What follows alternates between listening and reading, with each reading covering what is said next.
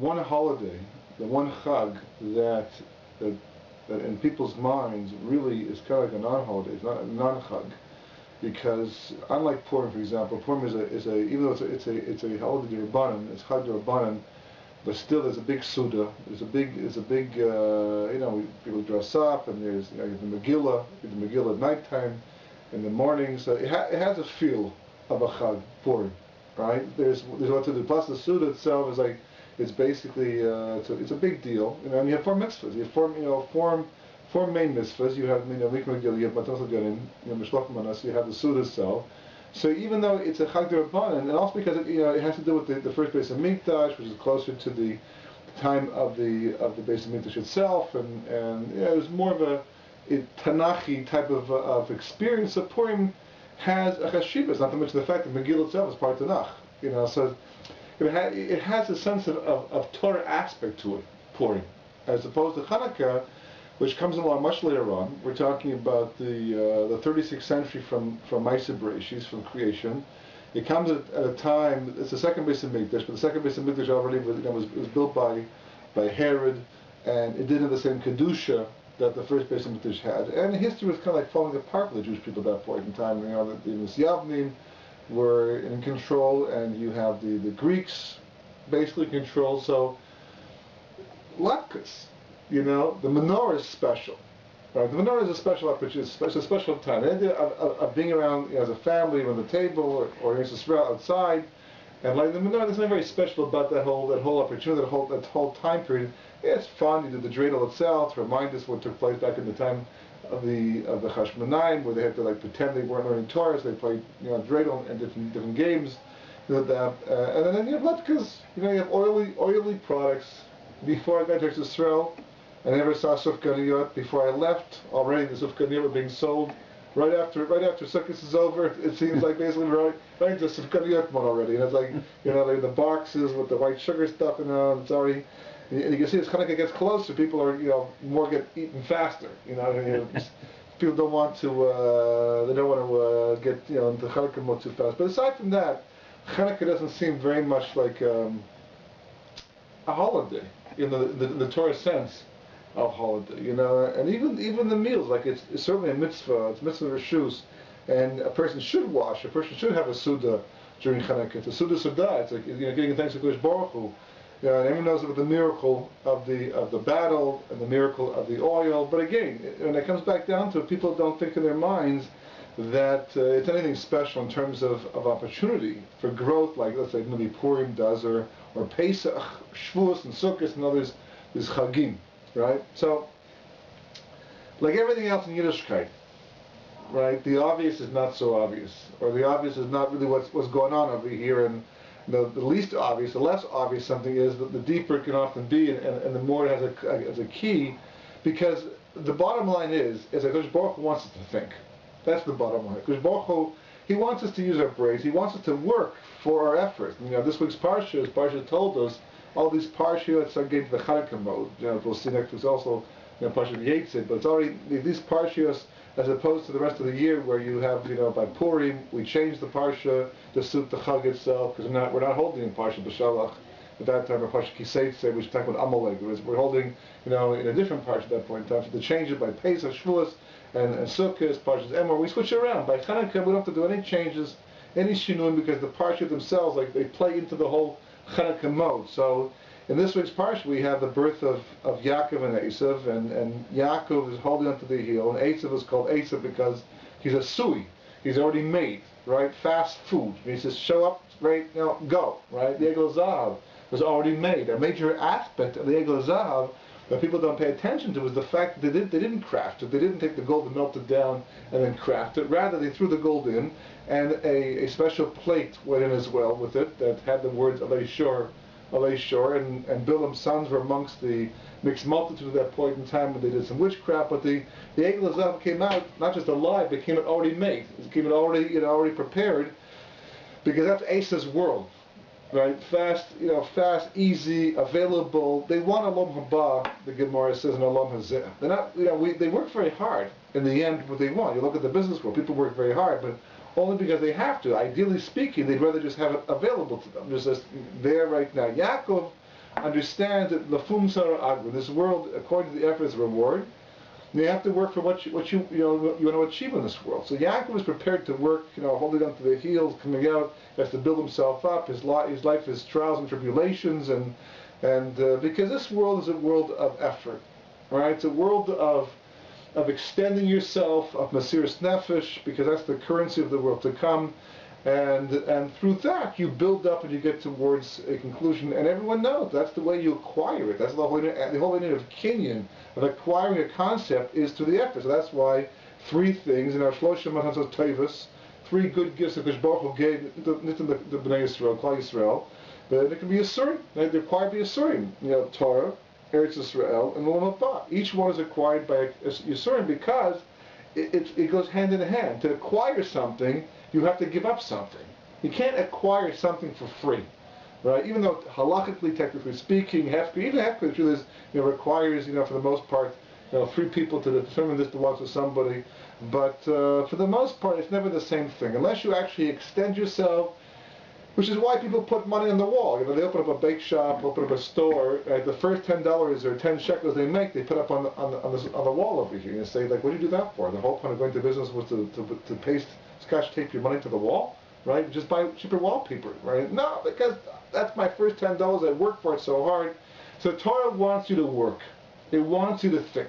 So therefore, so much of Yiddishkeit is a discovery. It's just basically going deeper and deeper and deeper, and you have to understand that by doing that, you not only discover the most fantastic things, but it's also the way that you absorb it, and you integrate it, it becomes part of your consciousness. That's what Hanukkah is all about, in the end. That's really what Hanukkah is all about. And I'll tell you, this will be probably the first part of a couple classes that we'll do with Rosh Hashanah Hanukkah.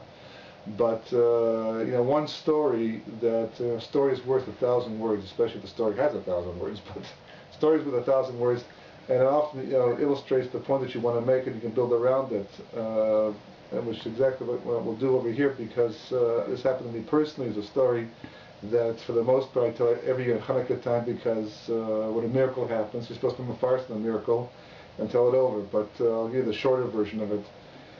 And basically what happened was, it was Parshas Miketz, it was Chanukah itself, and I had some very important guests for Shabbos. My in-laws, it was actually, I believe, our second year of marriage, and we're still at that stage of life where I had to, impress with the Devar Torah. Now, I still like to impress, but more because the Torah itself is impressive. But in those days I used to learn the Old City, and I live in Harnaf, near Yisrael. It's a good half an hour, 45-minute bus ride from the Old City to Harnaf, and there's two routes you can possibly go. In those days, the bus did not go into the Old City as it does today, or even close to it. You had to walk out from the Old City to the main post office, which is a good 10-15-minute walk outside the Old City itself, out Jaffa Gate, Shar Yafa, and you catch the bus there. The 11.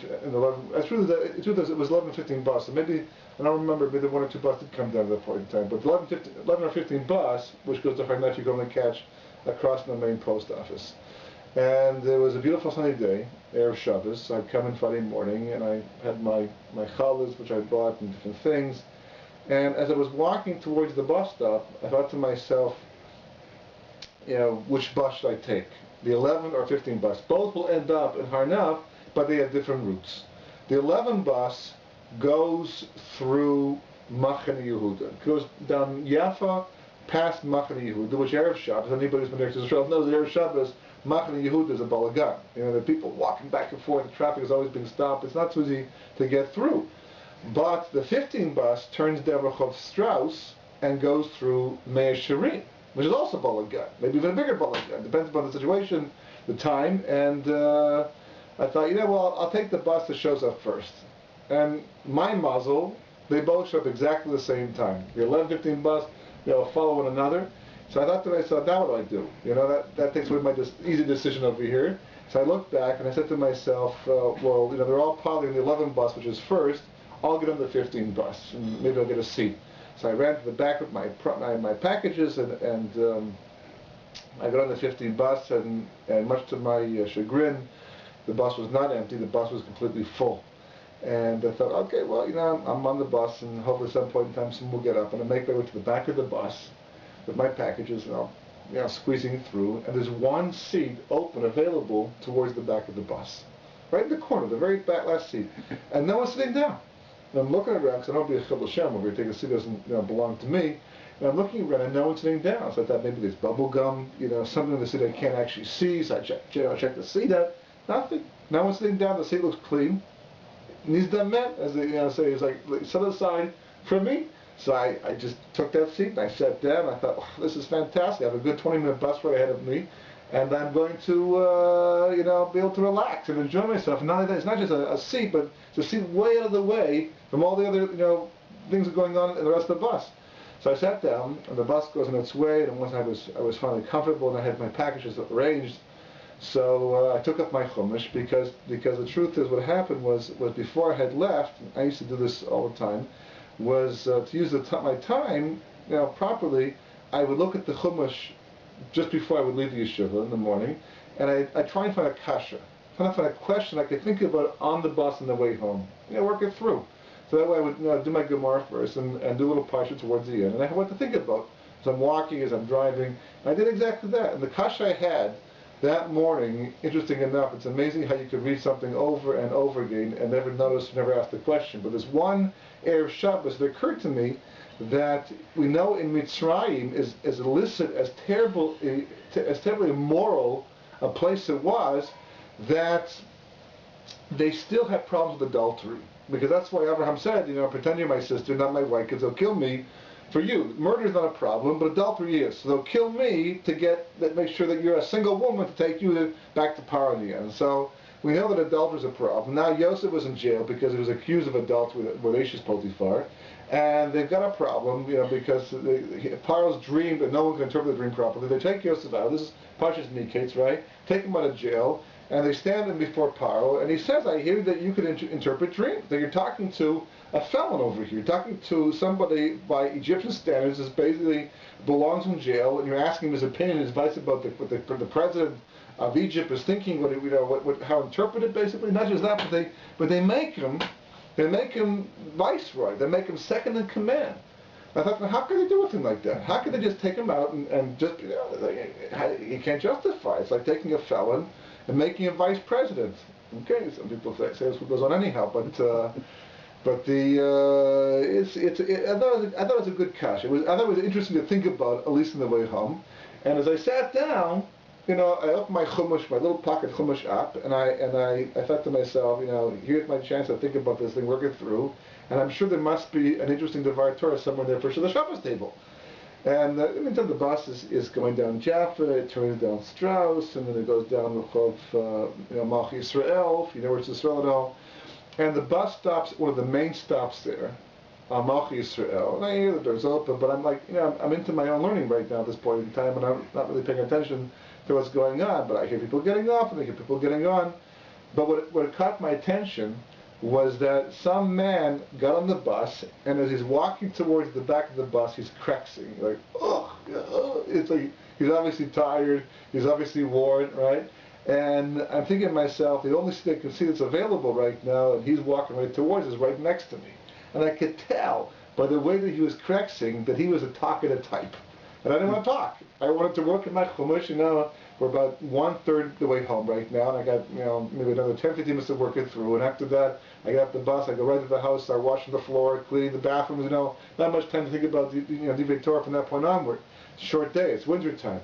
And so, intuitively, I turn myself towards the window, like this, as if to say, do not disturb. That's all I was missing, a little sign hanging from my, my shirt, do not disturb, right? So I'm facing like this, and he sits down, he plops right next to me with his packages, and makes a nice big noise as he sits down as well.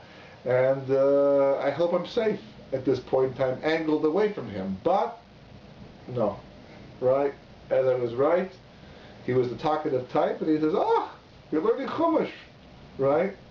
So, correct. That's exactly the point. I'm learning chumash. I'm turned away from you. Don't bother me right now, right? But he doesn't take no for an answer, and he starts saying to me, where do you learn?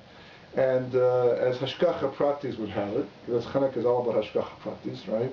As Hashgacha Pratis would have it, turns out that my Rosh Hashiva, Rav Noach wanted to tell, was the brother of his Rosh Hashiva, because it turns out he was from Baltimore, and he knew him quite well, and he started getting the whole conversation. I could tell that no matter what I did, how I could indicate that I didn't want to talk right now, schmooze right now, he wasn't going to, he wanted to talk. So I sort of slowly and closed my chumash, because I realized it was a bruchel of over here. I wasn't able to go on.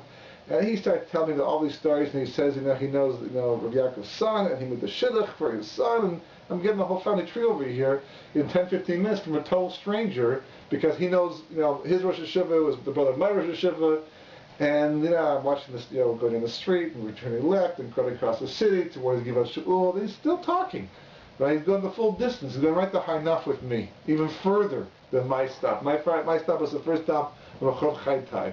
So as we start to get towards the end, the end of Givat Shaul into Hainaf, he says, I realized I interrupted you when you were learning, and I myself, now's the time, to realize that. Why can you lose it back there and then tshuva back there for it, right?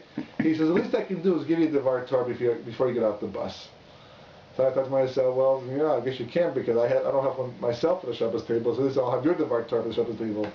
He says, hey, actually, it happens to be right on the pasuk that you've got your finger on over there. You had your finger on, like the chumash that you had it open, right? It was exactly that section, that akasha. He says, and I said, okay, well, I answered the kasha. So, what's your kasha? He says, I'm looking at the parsha, and it says right there in the parsha that Paro said to Yosef, I hear that you can interpret dreams. And he uses the word leimor. Leimor means like, Paro, El Yosef, leimor, right? God, Paro spoke to Yosef saying, right? And then Yosef answers back to Paro, and he also says leimor. He also uses the word leimor. And he says, that bothered me. And I mean, my son, that's your Dvar Torah. That's all over the Chumash. You find things like that. That's going to bother you? He says, yeah, because that second lane more superfluous. Now, that was he said, do you agree? He said, Torah, it's poetic license over here. We'll stick it in, whatever. He said, well, it really bothered me, and I went all over Baltimore, and I asked this Rav, and I asked that Rav, and everybody agreed it was an extra lane more. The word lane more did not belong in there. It was certainly superfluous. But nobody had an answer, right? So I thought, that's the proof that no one really has the question. So he says, but I got to one Rav, and I forget the name of this Rav. It's somebody, an older person in Baltimore, very respected, and he said, I asked him this question. He said, you're right. The word is extra. I also thought of that, and I can answer your question for you. He says, you look at Morris and Hedron. And the Gemara is somewhere around Munchat, Nun Zayin, that part of the Sanhedrin. And the Gemara is speaking about the Sheva Mitzvot B'nai Noach. Right? The 7 Noach had lost. And the Gemara is, they're not all explicitly mentioned in the Torah. So the Gemara says, where do we know that these are the laws that a Noachide has to live by? So the Gemara has a certain pasuk, a certain verse, and the Gemara is darshaning out the pasuk. Different words allude to different mitzvahs, different averas that a Noachide, the B'nai Noach, is supposed to avoid. And the word leimor in the Gemara actually alludes to illicit relationships. The word leimor in this pasuk is to say that you cannot have certain illicit relationships. Talking about B'nai Noach, right? It's a drush. It's a drush. So he says, this Rav tells this person, he said, and by now, like my ears are perking up a bit, because this is sounding a little bit like the kasha I had. And he says, this Rav told me that there's a sub-dialogue going on over here. What's the sub-dialogue? Paro is saying, the leimor of Paro is saying to Yosef, how could you be an interpreter of dreams, which means that God talks to you, God talks through you, you're an adulterer. Everybody knows, we know, but everybody knows that the Jewish God, for sure, is not like an adulterer. A person's a terrible sinner, and therefore God, is not going to talk to you. So how could you possibly be an accurate interpreter of dreams? So Yosef comes back in his leimor saying, that's exactly the point. That proves my innocence. The very fact that God is talking to me and talking through me, and you can see, because the dream is being interpreted properly, means that I'm innocent of the charge of adultery. That's what Yosef's leimor is saying. I'm going, like this, my mouth is dropping, because this is exactly, the kasha had exactly the same spot. I would never have seen this Gemara. I saw the Gemara years later. But by the time I was in the Gemara, I would have forgot the kasha in the end. So I would never made the connection in the end. And he got this because he had the extra word lay more, but didn't have the kasha that I had in the end, right? So he says that this is what Paro is saying. That's why Paro emphasizes after, is there anybody through whom God speaks and has a Navan and a Chacham like Yosef is? Because the rest of the people are saying, you can't appoint him viceroy of Egypt. This guy's an adulterer. Paro is like, prove he has the credentials. He says, well, look for yourself. He can't be, because he's like able to do this thing that only God can do through him. So he actually clears, and that's why Yosef is able to justify his getting to the position of being viceroy, and he's cleared of all the charges. Because it's strange, Potiphar puts him in jail, and all of a sudden it's all forgotten. Because the interpreter, it's all forgotten. Why is it all forgotten all of a sudden? Why is no one crying foul? Because Yosef is vindicated by this whole Maisa. And we're like now getting to the hill, down towards Chai Tide, where I have to get off the bus, and I go like this. He says, "What's the matter?" I said, "You won't believe it. I got to get the bus soon, but I got to tell you the story very quickly." He says, "Before I got the bus, and I had this kasha, the whole thing. I go, let's go to the whole story, and how I thought I'm going to lose my chance to think about it, because you started talking to me, and I thought, oh, this is going to be a waste of my time, and then because I have this kasha, and we go through this whole thing, and he turned to me just as the bus is turning towards my stop. He says, for all you know, right? He was visiting his son, but he says to me, for all you know, God sent me 6,000 miles just to answer your kasha. Because where would I have got this answer? He was the only one in the world that I know of who had this kasha. None of the Forshing have this kasha, right? And not just that, but he was in Baltimore where he could ask Rabbanim, and one Rav in Baltimore, how many people even thought of the answer to this question, or could make the connection to the Gemara in the end? And this person made it, and just before he came in, he remembered it, and the conversation, he saw that's where my finger was, and the whole thing, and it was all summed up in a matter of a few moments. And he says, for all you know, I came, and he laughed. I came 6,000 miles just to answer your question. So I shook his hand. I said, thank you so much. It was a pleasure. It was a great experience. The story itself will make a great Devar Torah tonight at the Shabbos table on Chanukah, right? Because that's what Chanukah is all about. And he said, we smiled, said goodbye. I never saw him again after that, from that point on, where I never pursued it to look for him, and he didn't, look for me, and that was it. And as I got off the bus, got down the stairs, and I got off the bus, and I stood there with my packages. Before I even moved an inch, it just occurred to me a very important insight. And that is, it's not for us to answer the questions. That's not our job. God answers the questions. He answers the questions. He gives us the insight. It's our job to ask the questions. That's our job. You ask the question, then God answers the questions in the end. And He'll do it in the most fantastic and miraculous way. And that's what the story really, brought out. And this is really what Chanukah is all about. And that's why, for example, you'll see, this week is the birth of Yaakov and Esau, but next week, because of the fact that Yaakov gets the Bukhar, this week's parsha, and then eventually takes the brochas because Rivka engineers the whole thing, right? So, and then he's forced to flee from home, right? He goes away from home. Next week's parsha V'Yetzeh, he has to run away from home. He will be away from home altogether 20 years, for 14 years in the yeshiva Hashem V'Ever. 20 years he'll spend by Lavan. He'll get married to Ruchaleh, have 11 of the Shvatim, right? And then 2 years to get back home, altogether 36 years. He's running away from home. He will be away for 36 years. He will marry 2 women in the process, right? You have 2 Pelagshim, Zilpah and Bill are also sisters, but they're from concubines as opposed to from wives, so therefore they're not the same darga. But he'll marry 2 sisters, Rocha and Leah, right? And the gematria of Leah is 36, and Rochel will die at the age of 36. They're twin sisters, and Yaakov, like all the Avos, kept, the Ramban says this, that why was it so important for Rachel to die on the entry into Eretz Yisrael? In Alpi Kabbalah, there was a whole thing with Binyamin, and it's like Tikkun, all these different things, but on a more pshat level, the Ramban says, why was it so important for Rachel to die like that in childbirth in the way to Eretz Yisrael? Because Yaakov had a dilemma. Because as the Ramban points out, that the Avos, they kept all the Torah and all the mitzvahs, but not in Chutz La'aretz, only in Eretz Yisrael, he says. So now Yaakov's coming back into Eretz Yisrael, It's a momentous occasion. 36 years away from home. He's coming back here to Israel, and he's married 2 sisters. Right? So he's got this problem. So Rachel dies, because why? Marrying 2 sisters at the same time, simultaneously, is one of the 36 Isser Krisos brought down. So she dies at the border, only Leah is left. She dies at the age of 36. The wife, whose name, Gematria, the name itself, equals 36, is the one that's left behind. And this happens after a struggle that Yaakov has with the Sar Shalesif. Now Rashi brings down a pasuk from Hosea that when Yaakov is fighting with the Sar Shalesif, of course the historical transformation of his name from Yaakov to Israel, right? As he's fighting, there's a pasuk that refers to this episode in Hosea, which Rashi brings down, where it says, Ubecha vidchanein lo. Right? After the angel saw he could not prevail over Yaakov, Becha, he cried out, Becha, vidchanein, and he pleaded lo with him. But the word Becha actually can be read, Becha, Bechov Hey, on the 25th, vidchanein, there was a chain, right, with Chanuka, lo, of 36.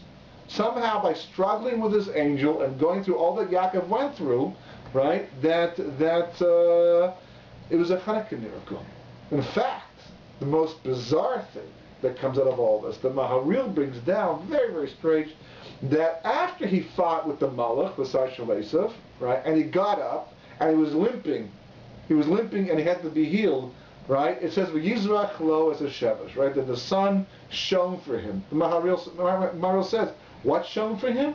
What actually shone for him? V'yizrach lo, right, 36 shone for him, meaning what? The 36 candles of Hanukkah, that's what shone for Yaakov, and that's what healed Yaakov from the damage of the Sar Shalesif. So Hanukkah is all over the place here. It's all built through the entire episode. And it even gets better than that, because the Medrash says, an incredible thing, I think the Maharil brings down the Medrash Tzedel Derech, that says the following thing, that when Yaakov, how did the whole episode with the Malach in the first place take place? It all took place because of the fact that Yaakov went back for Pachim Katani. Small jars, really one small jar over here, and what happens? Okay, you're moving your property back and forth across the Yabok River, right? The White Tukray River, but it's a different shear, right?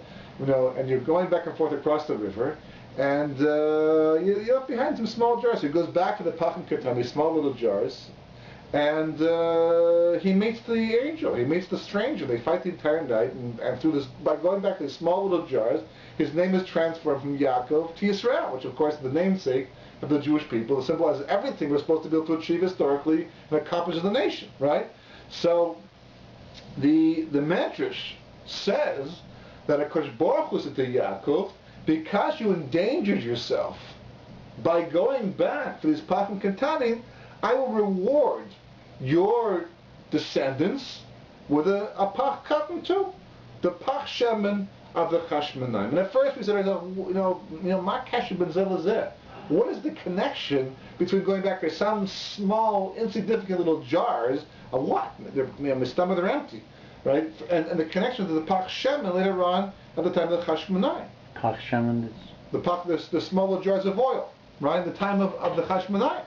Right? Why should that be the reward for going back for jars that most of us would have said, who needs them anymore? Now, enough schlepping already. I mean, I've moved a few times in my lifetime, and you save everything as long as you're living it out. Don't throw that out. We might need that one day. That plastic top, that plastic container, comes time to package things up and move, leave it behind. We can't take it with us because it's too much of a schlep. So he goes back. He's a hero. He goes back after a Pachka. The Gemara says that Tzaddikim, they're so worried about having to use things in the future, and God forbid they might steal something. And exactly what that means also requires explanation. But that's why it was so valuable to him until you hear what the Yaakov Raveni has to say about this little Pach Katan that Yaakov was back for. It turns out this Pach Katan is not your everyday run-of-the-mill Pach Katan. And it's certainly not empty. Where did it come from?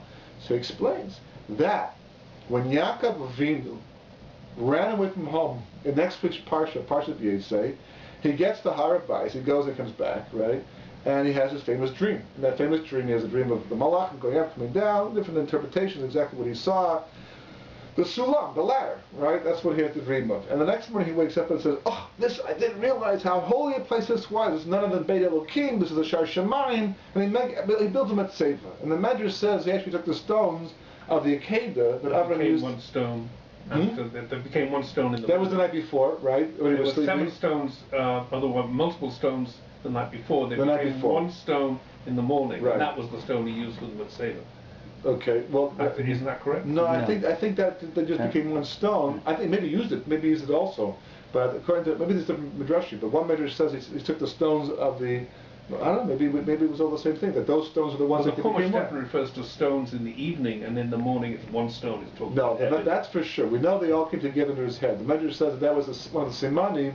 He knew that he was successful as a father, that they had to be unified. That's why when Yosef was missing, he was so distraught because 11 out of 12 was not good enough. They all had to be there and unified as well, right? But according to one Medrash, that he uses the actual stones from the Mizbeach that Abraham had built for the Akeida, right? The Hemshech. But whatever the reason, that's secondary over here. But however the Mizbeach had to be built, whether he went to home builders or home hardware to do, it's inconsequential. The main point over here is the fact that, like, now we Jews, whenever we build anything of historical or religious significance, what's the first thing you want to do, right? You want to run out and buy yourself a bottle of olive oil and anoint it, right? In the good old days, that's the way we initiated something into the service of Hashem, was to do a mashiach, to anoint it with Shem and Zayis. What are you going to do? He ran away from home. Eliphaz, we're told, took everything along the way. He had no property, and all of my clothes were closed, right? weren't even built yet at this point in time, right? So where are you going to find Shem and Zayis? True, there probably were quite a few trees, but by the time you take it off, it's squeeze the whole thing. It wasn't kedai. Fortunately, Hashkacha Pratis, Baruch Hashem, he just happened to find a jar of oil, the cleft of the rock over there, maybe left over from the Akeida, who knows, but he found it, and as a result, it was still intact. He was able to use it. So the Medrash says, the Yaakov remaining says, he poured the Shem and Zayis over the Mitzvah, and when he was finished using up all the oil, he looked back into the pach, and he was shocked. Did a double take. All the oil he had poured was back inside the jar, but it was also in the Mitzvah. So that, wow, this is really special Shem and Zayis. With the price of Shem and Zayis, it can make a fortune one day with this, replenishing itself the entire time, right? So, of course, if you're starting to anoint things and there's leftover oil, what are you going to anoint next? He pours it on himself. He looks back in the jar. The oil's still there. So the Medrash said, he said, this is special olive oil. This is special Shem and Zayis, so therefore I'm going to take it with me everywhere I go. And that's the pach katan he went back for. So now the Medrash makes sense. Now that he went back for this pach, and Hashem says, because he went back for this pach katan, it was really pach shemen, right, of oil over here, you'll be a reward for your descendants in the time of Chashman, because you brought it back into the family. So now we'll always make this way down through history, because the Medrash says that all miracles that take place in Tanakh, the Shunammite woman that we saw, a few weeks ago, with the miracle with Elisha and the whole thing with the oil, and any miracle, the anointing of the Mishkan and the Kohen Gadol and his children, it's all being done with this oil. This oil is the oil that Yaakov found. It's going to be passed down through history, and eventually Mashiach will use it, says the Medrash, right? So it doesn't mention Hanukkah in there anywhere, right? But it's not too far of a stretch of imagination to assume that the Pach Katan that they found, the Chashmonaim found, time of Hanukkah, that burned for 7 extra days. The oil kept replenishing itself. It was none other than that jar of oil that Yaakov had found and passed on for the generations. Meaning what? That no, the oil didn't just burn for 7 extra days. If they had left it, it would have burned forever. That oil would just burn forever because it's always replenishing itself. But they wanted to perform the mitzvah, producing the Shem and Zayis, not being Semach and Nes, and they produced it, but the oil could have burned forever. But this jar of oil was oil that's always replenishing itself because that's the oil that Yaakov found. So Hanukkah is interconnected, interrelated to the whole story of Yaakov and eventually Yosef and the brothers. The whole story. That's why Parshat Miketz always basically falls in Parshas, with Hanukkah itself. So it's all connected. Even to the Akeida. Even to the Akeida. But that shouldn't surprise us. That shouldn't surprise us. Why not? Because if Chanukah, the theme of Chanukah, goes all the way back to Maaseh Bereshis, then everything is included in it. In fact, it's more than that. Chanukah will not be a holiday in Yemot HaMashiach. It won't be a holiday anymore. You're still a Purim, you're still a Pesach, You still have Shavuos, you still have all the Chagim. The only holiday that will not exist as a holiday will be Chanukah, Yom Mashiach. The Chis Mesim, so then Pesach and Shavuos will also stop, right? Purim, Yom Kippur, go all the way to Yom Haba. They're the only two that go to Yom Haba.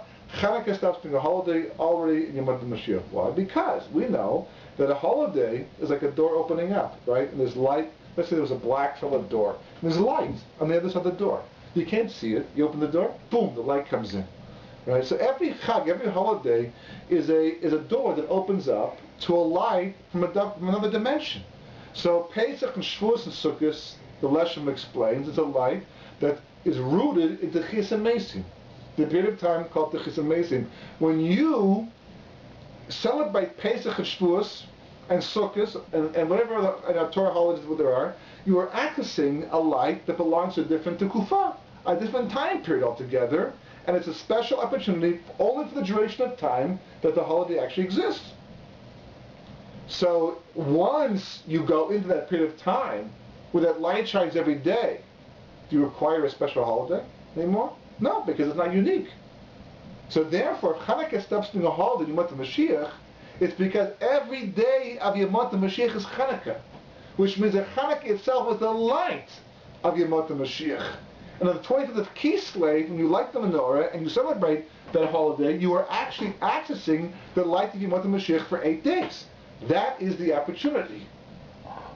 So you go all the way back in time, right, to the very beginning. It turns out that Chanukah was always there.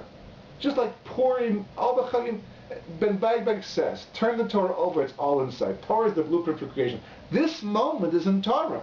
Everything in this room is in Torah. The entire world's inside Torah. Even though the Torah was stopping written down when Moshe died, and at that time, doesn't make a difference. It's the blueprint for creation. There's nothing that can exist outside of Torah. So Chanukah had to always be a holiday, it just wasn't revealed. Purim was always a holiday, it just wasn't revealed. History came along and brought it up. The same, for example, that gray hair, and physical structure are all built into your genes and your DNA. When you're young, you look a certain way because that's the way your body's forming, is growing, developing. But as the clock ticks, you move on through time. Different parts of your body start to change. Eventually, you start to lose your hair. I found out, right? And you start getting grayer hair. I found out. Stress can have an impact, and weather and conditions and health. But the bottom line is that even all the vulnerabilities you have to things like smoke and all that, it's also built into the genes as well. It's also built into your physical makeup. So as you grow older, it's always been there. It's always been latent potential inside your physical makeup. Likewise, all the Chagim are all there. Chanukah was always meant to be a holiday. How do we see that? Because after Adam eats from the Eitz Hadas Tov V'Ra, and he makes that mistake, and he's hiding in the bushes, and God comes along and says to Adam Arishon, one thing. In Hebrew it's a few, in English it's a few words, right? But in Hebrew it's one word, right? What does God say to Adam Arishon? What's the one word that he says? A monumental word. In the whole Chumash, this huge dramatic moment comes down to one word. Ayeka. And what does Ayeka mean? In English, where are you? But the truth is, if you open up a dictionary, and you open up a Tanakh, and you open any sefer you can possibly imagine historically, and you look inside for the word Ayeka, will you ever find Ayeka again? Not before, and not after. Echa, spelled the same way same way you'll find, but not Ayeka. So we translate it as where are you, because what else is it going to be? Now Ayeka, what else can it be? Well, it can be something else altogether. So what is it? It's a gematria. You add up the letters of Aleph, Yud, Chof, Hey, and they total 36. So God's coming to Adam Arishon saying 36, right? He ate from the tree of knowledge of good and evil, made a mistake, terrible error, changed the destiny of mankind. History's turned an awful corner, and God comes and says 36. Is that the beginning of a combination lock? What's that supposed to mean? Is that my age? How many sins I've done over here? What does 36 mean over here? Well, for that, you go to the Talmud Yerushalmi, right? Talmud Yerushalmi says that the Or HaGanuz, what's the Or HaGanuz? Where'd that come from? What's Or HaGanuz? Or HaGanuz means the hidden light. So for that, you go to the Gemara and Chagiga, first of all, to Bavli.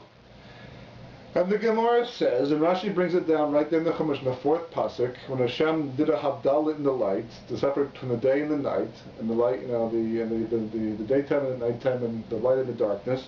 So Rashi says the main Havdalah taking place over here is in the light itself. What does that mean?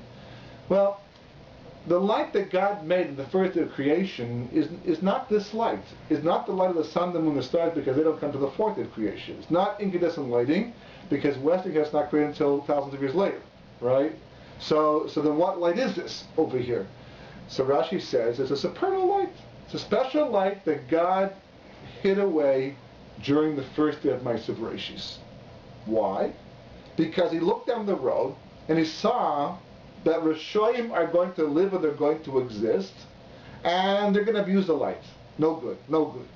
So this light they can use and they can abuse. Right? The sun, the light, the moon, the stars, they use that light and they can easily abuse it without a problem. Right? So it can't be that light. So Rashi says it's a supernal light. And God, the division that God made was, he hid this light, doesn't say where, but he hid this light, somewhere that Rishayim cannot get their hands on. They can't use this light and they can't abuse it, but it's set aside for Tzaddikim, Lasi Lavo. Right, and for future time. So it sounds like this from Rashi. The light was hidden, and it's like a present, it's a gift, it's a schar, it's a reward at the end of history. Maybe not the Mashiach, maybe the Chesed Mason, but certainly in the world to come. Man, in the meantime, what? We no light. We're living in darkness like this. It's no good. But that's the way it is. History for the sake of that, right? So the Talmud, the Sham in Bracha says this light came back in a special guest appearance for Adam HaRishon. It's shown for 12 hours of Erev Shabbos, and the 24 hours of Shabbos, 36 hours altogether. 36 hours altogether. Is that coincidental? Is it insignificant? Well, there's another very famous 36, and that is that over the course of 8 days, with a machlok is how you do it, whether you start with 1 and build towards 36, you start with 36 and build towards 1, but either way, everybody agrees that there's a unique thing. We don't do this by Pesach, we don't do this by another holiday, we just add another candle. But in the course of 8 days, we light 36 candles. And again, the Gemara doesn't mention the number 36. It just says, Moses, right? You go and you add more. But it happens to be that you total 36. And it wouldn't be so significant if it wasn't for the fact that this light shone for 36 hours before it was finally hidden away. And the guide says to Adam HaRishon, Ayeka, which is 36, as if to say, where's the light of 36? You were created to bring this light into the world. And what did you do instead? You plunged the world into darkness. So there's no sun, there's no moon, there's no stars. No, there's tons of physical light. But the spiritual light that connects people to Kadosh Baruch Hu and completes creation, that you have hidden. You do an Avera, you go against it with Kadosh Baruch Hu, you hide the light, you bury the light at the end. So all of a sudden, the 36 candles of the Hanukkah become extremely significant. There must be something to do over here. The Hanukkah accesses it by the Hashmonaim, by fighting their battle, by lighting the menorah, by whatever took place at that point in time. Somehow they opened the door that was always there. In fact, ironically, that the actual miracle of Hanukkah takes place in none other than the 36th century from creation. It's pretty coincidental. Even by Purim, you don't have such phenomenal coincidences, so to speak, in terms of numbers and gematrias and years. In fact, the Hanukkah seems very gematria-oriented, very number-oriented over here.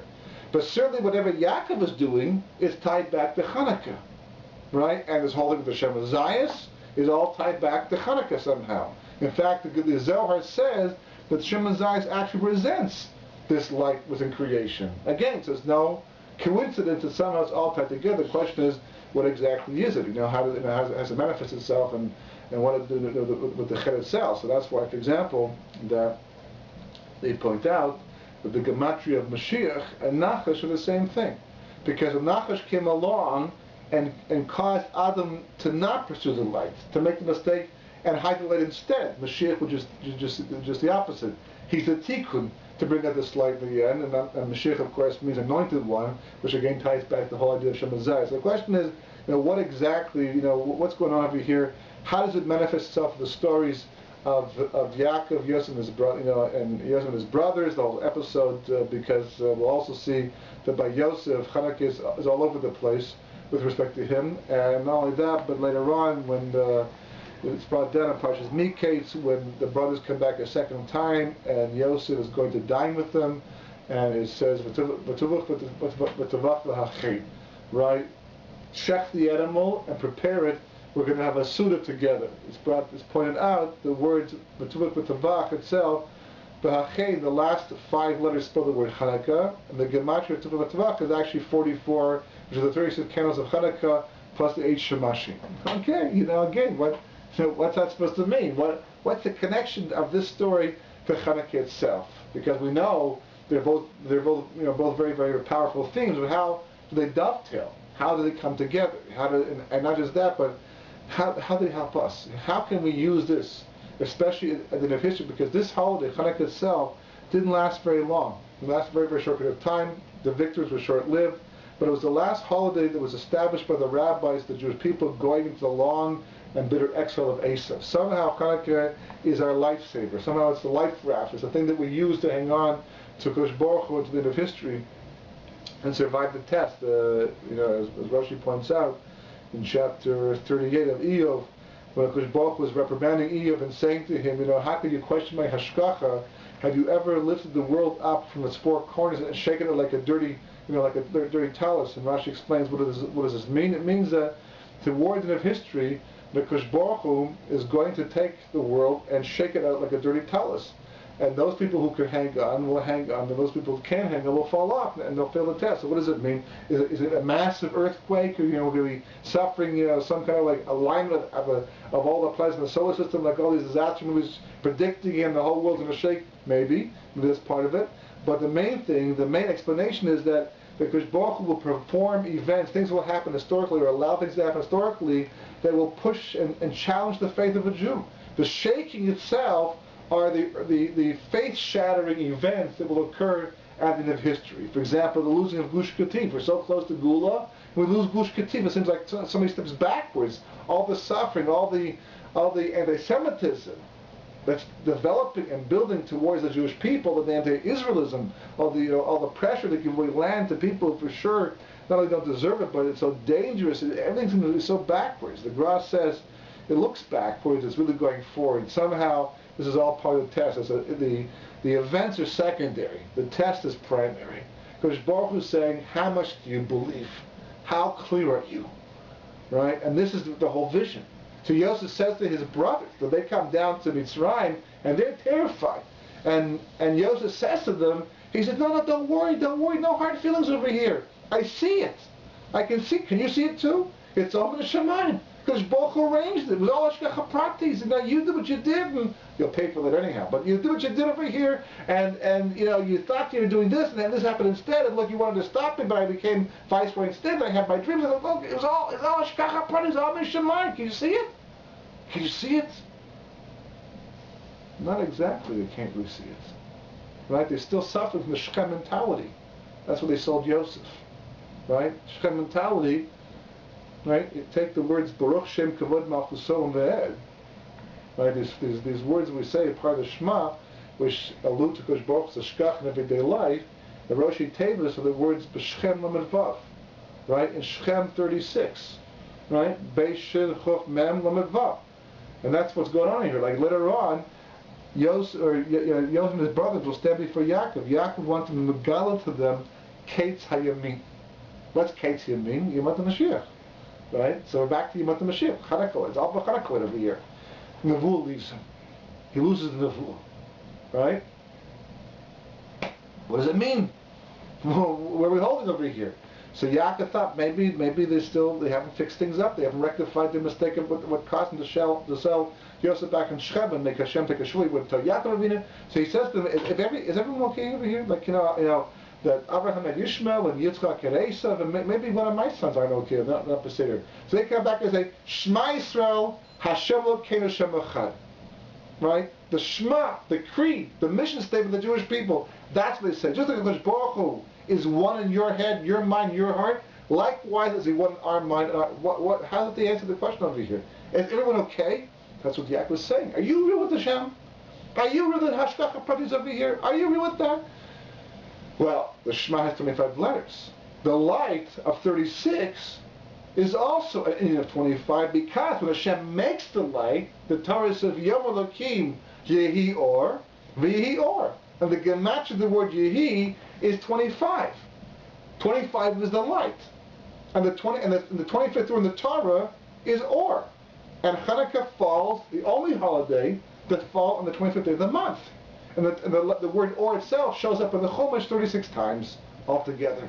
25, 36, right? The 25th day of Chanukah begins the holiday during which we light 36 candles, all tied together. And again, beautifully packaged over here. So Yaakov says, is everything okay? Shema Yisrael, Hashem Elokeinu Hashem Echad. Yaakov says, Baruch Shem Kavod Malchus Me'ed. So Zohar says that wasn't simply an answer of, okay, good, everything's beseder over here. Yaakov is giving them tochacha. Because just like the Shema had 25 letters, Baruch Shem Kavod Malchus Me'ed also should have 25 letters, but Yaakov left off one letter because that tikkun, that unity of Hashem would not come until the Mishkan. So the first verse of Vayikra, after it says Vayikra Hashem El Moshe, right, has 25 letters. That's the tikkun of Yaakov's Baruch Shem Kavod Malchus Me'ed. So what's Yaakov saying? You can't fool me. If you guys were holding past Shechem, right, but Shechem Lamed Vav, if you had found the letter 36 in Shechem, meaning you were clear about Hashgacha Pratis, then the Nevu would have left, because you'd be Shayach to Yemot Mashiach. But the fact that Hashem said, no, I can't tell you, means you're not relevant to Yemot Mashiach. So therefore I can only give Baruch Shem Kavod Malchus only 24 letters, as opposed to 25 letters, and that tikkun won't come until the Mishkan itself is built, when of course Baruch Hu will megal himself, and everyone will see what you're not seeing right now. And was Yaakov right? He was perfectly right. How do we see this? Because later on, after Yaakov finally dies, he leaves this world, the brothers come to Yosef and say, our father told us to tell you not to take revenge, because he didn't invite them for dinner anymore, because he was concerned about the seating plan over here, but they thought because he was angry, so they got worried. So Yosef, it's incredible. He says, he gives them real tochach over here. He says, what are you guys worried about? Haven't you learned by the events of what happened to me, how the world works over here? Ani tachas elokim, am I in place of God? And he uses a very phenomenal analogy that Rashi brings down. If 10 candles, right, Chanukah, cannot put out one candle, how can one candle put out 10 candles? If you're meant to live, can I kill you? If you're meant to die, can I save you? God runs the world. Right? So the 36 places where this light's hidden, Chazal say. The Bnei Yisachar says the 36 candles of Chanukah, 36 Tzaddikim, 36 hours of Shabbos, because we incorporate the 12 hours of Erev Shabbos too as well, the Shabbos, because the Kedusha spills over, and the 36 tractates of Talmud Bavli, which needs explanation, but that results in the Or HaGenuz as well. So that's what Yosef says, and then a very phenomenal thing happens, and Yosef, he starts to cry. He starts to cry, I can't believe it, and they're crying too. Very sad, happy family scenario scene over here, right? Why is everyone crying over here? Yosef's personally hurt. You hurt my feelings. I can't believe that you suspect me, first of all, of planning and conspiring to harm you after our father is gone, and I can't believe you lied about it. You actually had to lie to save yourself? That hurts. So Yosef's crying. Yosef's not a big guy over here. And they're crying because why? Because they feel bad now? So there's a very similar episode like this that we can learn from, draw a conclusion from. And that's in the Mishnah in Yuma. The Mishnah is talking about the day of the Avodah in the Beis Hamikdash by the Kohen Gadol. And it says that after they instruct him and they take him to the Kodesh Kodeshim where he has to go by himself, before they finish their little entourage, the little escorting of the Kohen Gadol, they turn to him and they make him take an oath. And they say to the Kohen Gadol, Ishi Kohen Gadol, Mr. Kohen Gadol, before you go in there, right? Take a shua, take an oath. You will not change the avodah. It was the time of the Tzaddukim, right? All the Sadducees were around, and every year they would die because they would keep changing the avodah, thinking they were doing a Mesiras Nefesh, and they pull them up with the rope each year from the Kodesh Kodeshim, and they weren't sure who's honest, who's not honest every year, who's a Torah Jew, who's not. So they had to make him take an oath that he will not change the avodah as it's come to us al pi Moshe Rabbeinu. And he takes the oath. And then what happens is he turns aside, he cries, and they turn aside and they cry. Also, a very moving, emotional scene. What does it mean over here? Why are they crying? They're crying because, you live in exile, like us as well. Here we are, we're living in exile, and as a frum Jew living in exile, for example, in your own community, your own house, your own neighborhood, blocked off from the rest of the world, you don't feel the effects of exile. We have it good, Baruch Hashem. Went out for dinner tonight, nice food, you can go shopping for clothing.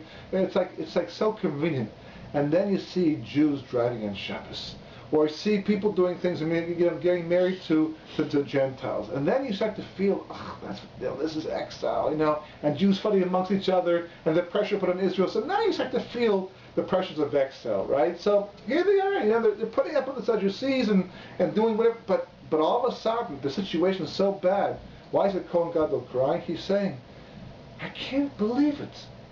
This is the depth of exile, right? The situation has become so bad historically, so bad, that we have to make the holiest man of the Jewish people on the holiest day of the Jewish year, in the holiest place in the universe, take an oath he won't change the word of God.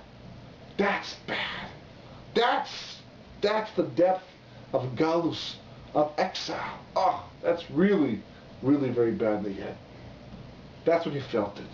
So why is Yosef crying? And why, excuse me, why are the brothers crying? Why is everyone crying? Because Yosef is saying, I can't believe this. After all that we've gone through, after all that I have said, after all we're supposed to experience, I can't believe they haven't learned their lesson yet. Ani tachas Elokim, am I in place of God? Yosef is crying because he knows that because they did not they did not get the Hanukkah message, they did not get the Hanukkah vision, it means thousands of years of exile until Mashiach comes. And boy, you can't believe what's coming up in Mitzrayim alone. But there's going to be Bavel and Medai and Yavin, right? And Edom, and until Mashiach and Yishmael we find it, and it is soaring all because they couldn't get that Hanukkah vision they were supposed to get, right? That Yaakov did get by being away from home. 14 years by Shemba Aver, 20 years by love, and 2 years on the way back, 36 because Yaakov did get it, and that's why he's called the Yisrael. And that's what the Torah, the Gemara says. The Gemara says anybody who refers to Avraham as Avram anymore is over mitzvahs aseh and mitzvahs lo aseh. The Torah says no longer is your name Avraham, you're Avram, you're now Avraham, right? Likewise, the Gemara says by Sarah, right? Anybody who calls Sarah, Sarai, her name has been changed permanently. Okay, well, the pasuk says it, but you can't call her that as if that's her name still. So the Gemara says, what about Yaakov? Right, Yaakov also, his name was changed. The Gemara says because since the Torah itself calls him Yaakov later on, even after the name change, we can call him that as well. Why? But why does the Torah do that? Because by the time that Yaakov went through the transformation, by the time that Yaakov was able to absorb and integrate the Hanukkah message within his very being, that he looked at the world as a Yisrael, which is the namesake of the person who has that Hanukkah vision in the head.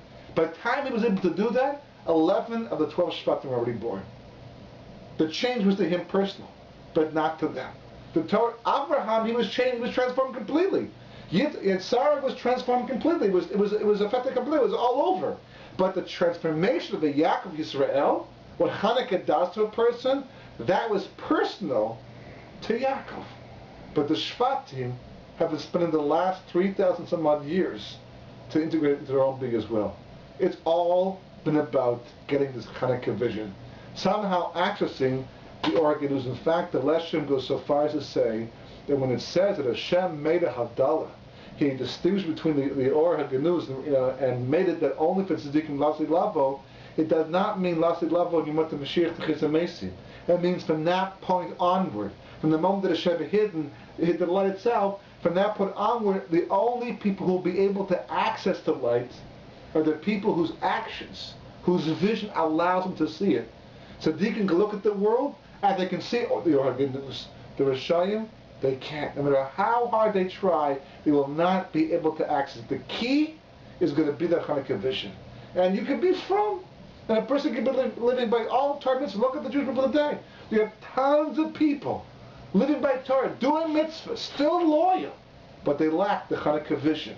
And therefore they lack Shaychus Yamat Mashiach, and therefore the Galus is not only going on, it's getting worse. Before Kodesh Baruch will finally bring an end to it, and bring Mashiach, not because we're zoichet to it, not because we're worthy of it, because history demands it again. But how much do we have to lose in the meantime? Chanukah is a door that opens up like a fresh air. You open the window and a nice cool breeze comes in. Wow, that's fresh air. That wakes me up. Chanukah on the 25th day of Kislev, when the Or HaGenuz shines to anybody who makes himself able to be able to receive it. And that vision not only transforms the person and allows him to see that which Kodesh Baruch Hu reveals to him that everyone else is blind to, but it elevates the person to a level of geula, even when the rest of Klal Yisrael is still living in Galus. Because Hashem, we're talking about what that vision actually is.